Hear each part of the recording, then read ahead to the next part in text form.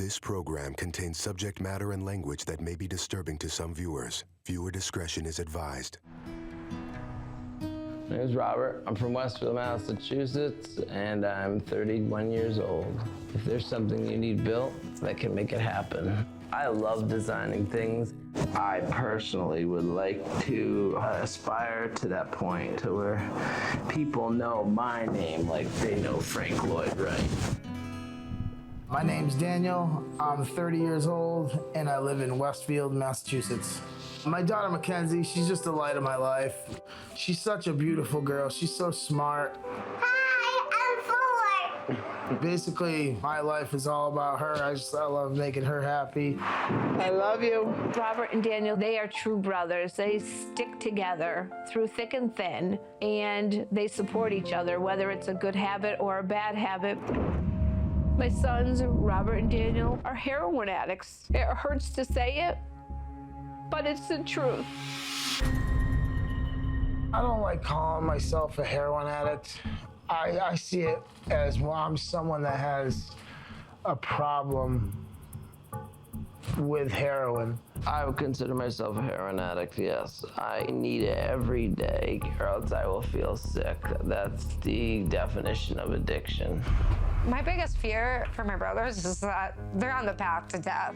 I grew up in a middle-class America. My mother worked for a newspaper. She was a sports writer. My father was a Navy man. He retired from the Navy after 23 years. He also worked as a high-voltage electrical engineer. When Daniel was a baby, he was active. I knew he would be my athlete. I knew it. As a kid, we had a really good upbringing. We went to school every day. We played with all of our neighbors. We had a lot of friends. From the outside, we had the picture-perfect life. Things did start getting bad in the home when Robert and Daniel's father started drinking heavily. My father was a really great dad before he would drink. He gets that first drink in him, and then he's not even close to the same person. Sometimes, yes, I do feel I have a drinking problem. I gave him the option, choose your family or choose drinking. And the family lost.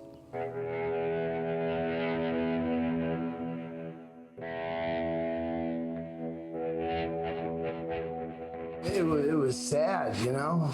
I did the best to keep the kids in all their activities. I still didn't limit them. Whatever they wanted to try or do, they still had the opportunities to do it. My brother had an extreme talent all the way around for playing baseball. Baseball came so naturally to me that at the top of my game, I was hitting balls out of the park and throwing a 96-mile-an-hour fastball. While Daniel was excelling in baseball, Robert decided to go to school for civil engineering, and he was so gifted that his professor said to me, Robert can do anything. I went to college, and it was everything. I was so happy. I had a 3.9 GPA. I loved what I was doing.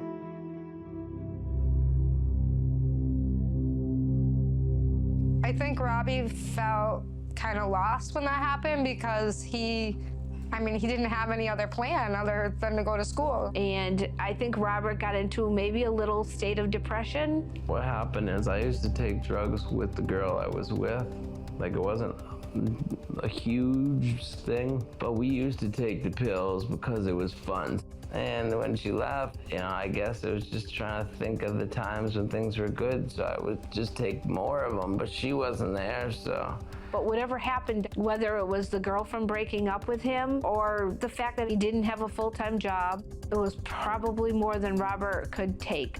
I feel lonely every day. I don't think there's a day that I haven't felt lonely.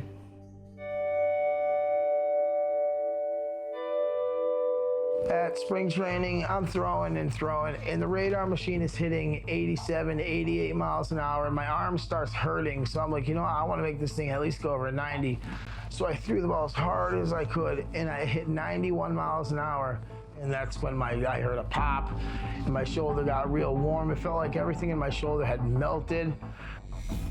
The dream ended the next day when he couldn't throw 10 feet.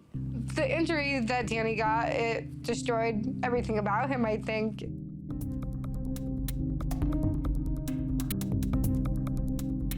Daniel started abusing his pills to ease the pain, and I imagine it just numbed it all. I was taking the pills for about 4 years, and then I had been with this girl, and I had found out that she was shooting heroin, and I was kind of curious, so I let her stick a needle in my arm, and ever since then, it's just been a nonstop way of life. Daniel and Robert basically moved back home right around the same time. And it was in the transition of going from having everything to having nothing. So I said, "F it, give me a needle." My brother tried talking me out of it, and I told him I was gonna do it with or without him. So he got the thing ready for me, and I banged it. Renee, I love her to death. We've been together for 7 years, and my daughter comes first over everything. It's been nothing but loneliness. It's been nothing but frustration and anger. I have responsibilities. Sick or not, I gotta take care of my kid. It just keeps bottling up. It's not fair to her that her daddy has this problem. So I do drugs, because then I don't have to feel. So Danny, you want to stop using? I would absolutely love to stop using. Do you want to stop using heroin? No, not currently. Renee is a huge enabler. She's the one calling the people to get the drugs. Renee works, and my brother takes the whole check and buys drugs with it. Should I get a 5? Let's try. All right, if you can. I don't know if you can. She gets paid every 2 weeks on a Friday, and by Saturday, the money's gone. When they run out on Saturday, they're phoning Renee's parents. "We need money for this. We need money for that." She do 5? Awesome. All right, yeah, keep that. All right, I gotta go do this. Keep her out here. You want some iced tea? Yeah. Who does that to a 4-year-old? She's gonna think this is acceptable behavior. Mackenzie is smart, and she knows there's something going on, because she knows that if her dad doesn't feel good, she just wants to know how to help him.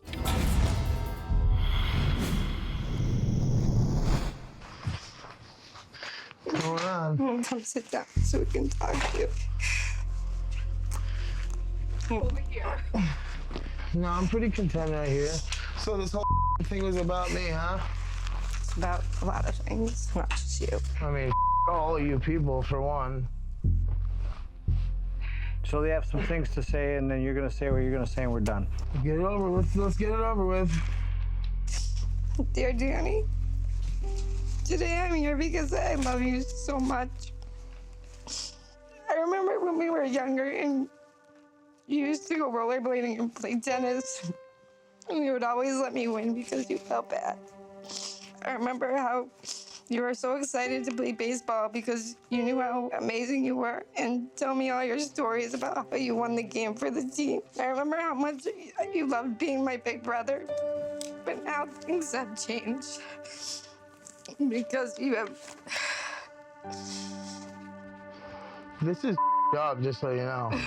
I'm not mad, I get it, but this could have been done a whole different way, you know what I mean? I am always worried about you and if you're okay. And am I ever afraid to say anything because I don't want to push you more away? Listen, I love you. But did we get Rob in this room earlier too? Because he's the one that's got this rage habit that's 10 times worse than mine. I mean, was I singled out? No. No, you're not. Are you worried about your brother? Of course. About Renee, you're worried about her? Okay. We have something to offer everyone. I want you to go get help today. I don't know. I mean, what's the plan? Where are you trying to send me away? I'll tell you the plan, so you know what you're saying yes or no to. The plan is if you say yes, you're going to a place called... I've never seen more fake people in one room. Moore Foundation. All of you people. I wish the worst for all of you, because it didn't have to be done like this. All right, so are you going? How long is this thing? 90 days. It's the best opportunity you're ever gonna get. There's no better chance for you. Does Renee know about all this? She's on the list. If I get back and my daughter's not here, there's gonna be some problems, and you know it. Your daughter loves you more than anyone on the planet. Of course. I just your hope daughter you know will be that. there. If anyone tries to do anything with my daughter, try to take my parental rights away, there's gonna be problems. We would not If do someone that to tries you. something slick where they're gonna, you know, oh, No. well, finally we got him away. It's none of our intention to take your daughter from you. We want to give your daughter back her dad. This is a win-win situation. So what now? We got plane tickets. So you're saying yes?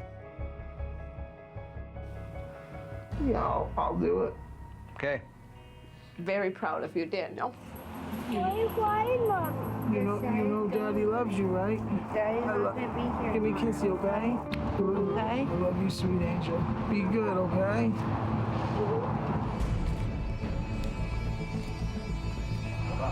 Read them how you would. Tara. You guys.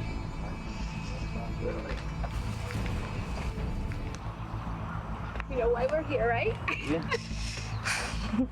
Hey, How's it going? come on, Jeff. Robert. You going with me? Yeah. All right. Yeah, so let's get going, man. All right. Yeah. Awesome. You want to ring the doorbell?